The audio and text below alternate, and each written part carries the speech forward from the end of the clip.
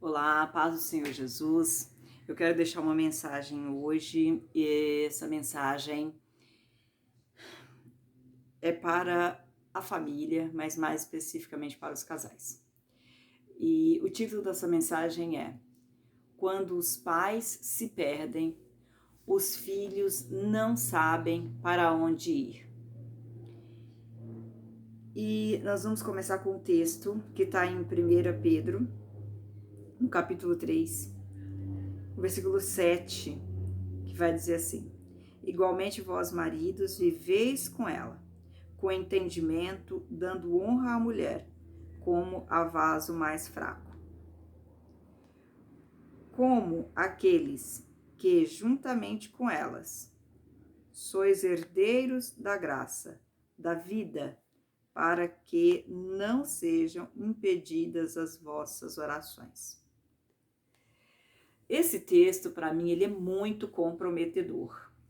Mas às vezes a gente conversa aí com alguns casais e parece que eles não têm noção disso e não levam isso em consideração. Passam por cima desses princípios e muitas das vezes não percebem quando caem em precipício. É a mesma coisa de motoristas irresponsáveis, né? Que ele está indo na estrada, ele não leva em consideração a sinalização e quando vê há uma colisão, é um capotamento e coloca a vida dele em risco, a vida de quem está com ele, né, no seu veículo e a vida de outras pessoas. Dessa mesma maneira acontece na nossa família, porque nada acontece de repente. De repente aconteceu e tal. Se nós formos ver na questão do relacionamento, do comportamento, o comportamento ele é sempre padrão. Então você vai ver que as coisas elas vão sendo sitiadas, a sua vida ela vai sendo minada. Por quê? Porque na maioria das vezes nós passamos por cima de princípios e nós quebramos.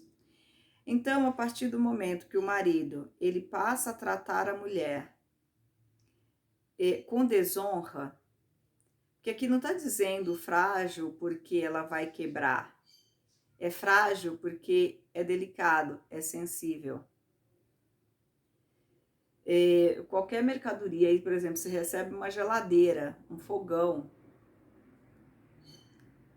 na caixa dele, quando você compra, você vai ver na caixa que, olha, está escrito frágil, ou seja, não bata, não joga, não machuca. Por quê? É porque vai se quebrar? Não, mas é porque é delicado. Algum dano vai acontecer. Então, essa é a importância. E o que eu vejo que os casais ignoram é essa segunda parte, onde diz, olha, porque vós, maridos, sois herdeiros com elas, herdeiros da vida. E, olha, para que não sejam impedidas as vossas orações. Casais, pelo amor de Deus, entendam de uma vez por todas. Vocês precisam falar a mesma língua. Porque se vocês não falarem a mesma língua, pode orar, pode jejuar, mas as coisas não vão se desenvolver, as coisas não vão caminhar de acordo com aquilo que vocês projetam. Vocês podem ganhar de um lado, mas vão sempre perder de outro. A família, os filhos vão olhar para vocês e vão refletir o comportamento de vocês através da rebeldia, através de más companhias, a desmotivação nos estudos. Para aqueles que são cristãos, muitas das vezes a desmotivação com o ministério, com a vida com Deus. porque ele só está refletindo aquilo que vocês estão vivendo. Então ele está dizendo, olha, trate com honra, mas isso é um ao outro, ambos. Porque antes ele vem dizendo também sobre as mulheres, como a forma que Sara tratava Abraão, né? Como diz, ó, Sara chamava Abraão de Senhor. E é interessante que no final do versículo 6, ele diz assim que isso acontecia sem temer nenhuma ameaça. Isso está dizendo que Abraão não ameaçava ela, não exigia que ela o tratasse daquela maneira, mas ela o tratava por amor, por pudor e por entender que ele era o sacerdote da sua casa e da sua família. Agora nós temos um outro texto que é tão forte e tão comprometedor quanto esse, que é em 1 Coríntios, capítulo 7. Aqui é a recomendação de Paulo para os casais, né? Ele vai dizer que a mulher não tem poder sobre seu próprio corpo, mas tem no marido. E também, da mesma maneira, o marido não tem poder sobre o seu próprio corpo, mas tem no a mulher. Como é incrível, né? A gente vê assim a gente vê a mídia, os discursos midiáticos, as feministas e tal, brigando por essa questão de direitos iguais. E aí ignoram aquilo que a Bíblia diz. Mas olha, há cerca de 2000 anos atrás, Paulo está falando sobre os direitos iguais. E no âmbito mais íntimo e mais pessoal, que é a vida a dois, que é o relacionamento sexual entre o casal. Isso não é incrível? Isso não é maravilhoso? Gente, só despreza esses mandamentos realmente quem está muito distante do propósito de Deus. Aí ele vai dizer, olha, não vos priveis um ao outro, senão por consentimento mútuo, por algum tempo, para vos aplicardes ao jejum e à oração.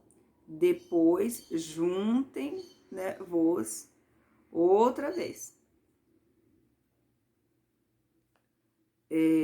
Vos, né, não tendes pela vossa incontinência, ou seja, para que Satanás não vos tente por causa da vossa incontinência. Imagine que a vida de oração e de jejum, ela está subordinada. Gente, isso é muito forte. Às vezes as pessoas não entendem, acham as pessoas, porque o sexo é do diabo, então gente, o diabo perverteu o sexo na vida das pessoas que não conhecem a Deus. Por quê? Porque o diabo odeia, ele odeia isso, ele odeia que o casal tenha uma sexualidade madura, santa, porque a nossa cama, o nosso leito é um altar. E o diabo odeia que esse sacrifício seja puro, seja sem mancha. Isso é muito forte, isso é muito forte.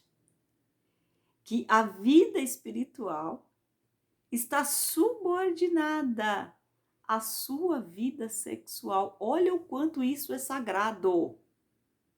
Olha como Deus leva isso a sério e o que foi que Deus fez pelas pessoas, pelo ser humano. Dá para entender isso? O mundo vive em função do sexo. Com certeza, o poder do sexo está abaixo do poder do dinheiro.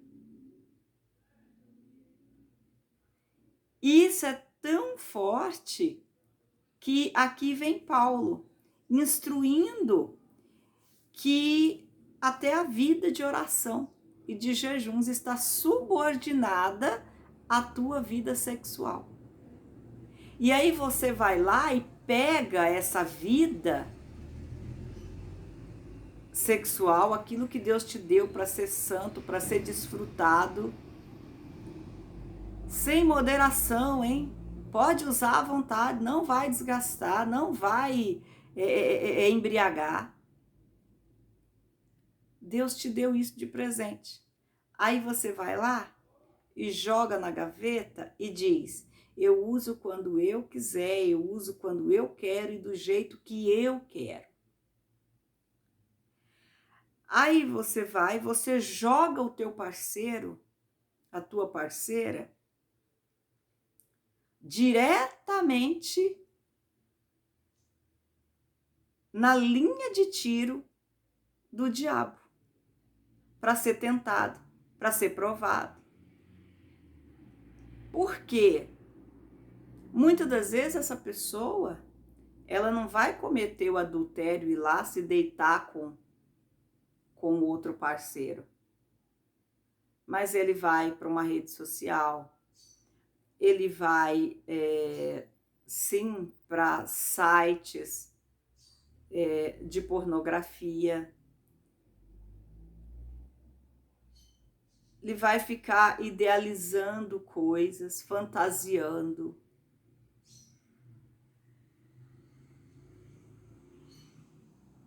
Aí você não viu. Pode ser que você não tenha visto, mas Deus viu. E a vida espiritual dessa pessoa está comprometida. Ele está sentindo no sentido de privar, né? Tem Bíblia que vai trazer a tradução por defraudar. É o mesmo que privar. E aí eu estava conversando com uma amiga e ela dizendo, olha, muitas das vezes o homem também, ele priva, ele defrauda essa mulher na questão dos sentimentos, porque, como está dizendo, né? Pedro está dizendo que a mulher ela é a parte mais frágil, ou seja, é mais sensível, a mulher ela é mais movida pelas emoções. E quando o homem ele não trata essa mulher com o devido entendimento, com a devida honra, ele também está privando ela. E em muitos casos, em contrapartida, não estou dizendo que é sempre, mas em muitos casos, em contrapartida, essa mulher, ela também priva o homem da questão da sexualidade, porque isso para ele é mais importante do que para ela. Se você não me dá o que eu quero, que é importante para mim, eu também não te dou aquilo que é importante para você. E aí segue os dois rumo a uma jornada num barco furado, aonde eles têm que o tempo todo perder energia para esvaziar esse barco. Entra água, eles jogam água fora. Entra água, eles jogam fora, a água entra de novo e assim vai. Isso às vezes é numa vida financeira, é no relacionamento com os filhos, é na saúde. Aí tem pessoas que sustentam essa posição por uma questão de orgulho, de soberba. E o orgulho e a soberba forma uma couraça sobre vocês. Que muitas das vezes são enfermidades que você carrega, que não tem pastor, não tem missionário, não tem profeta que ora por você, que te cura. Tem situações da tua família que não adianta ninguém orar, que não vai ser curado. Ah, mas eu quero que o meu casamento mude, melhora. Não vai melhorar. Sabe aonde que? Sabe qual é o sacrifício? Sabe qual que? Sacrifício no sentido de entrega, de oferta. que vai mudar essa história? A partir do momento que você santificar o teu leito. A partir do momento que você der a devida honra para o teu parceiro, para a tua parceira, cumprindo os princípios dessa palavra, aí você vai ver mudança. Tem mulheres orando, jejuando para Deus transformar o marido, para restaurar o casamento. Deus não vai fazer isso. Porque você está pisando na palavra dele, você está passando por cima da palavra dele. Eu entendo, eu ministro sobre isso, sobre mulheres feridas, mulheres traumatizadas. Foram traumatizadas, algumas porque sofreram abuso, outras porque foram tratadas com indiferença por seus pais, foram rejeitadas, ignoradas.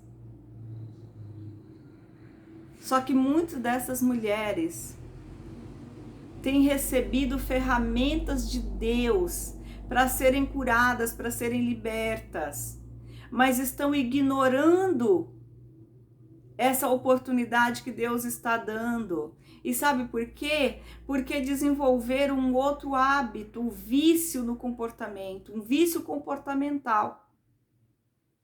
O egoísmo tomou conta do seu coração. Você se tornou uma pessoa insensível. Você não se importa com mais ninguém. Você só se importa com o seu bem-estar ou com o seu mal-estar. Se você está mal, não importa, todo mundo pode ficar mal, porque se eu não estou bem, eu não sou obrigada a criar ambiente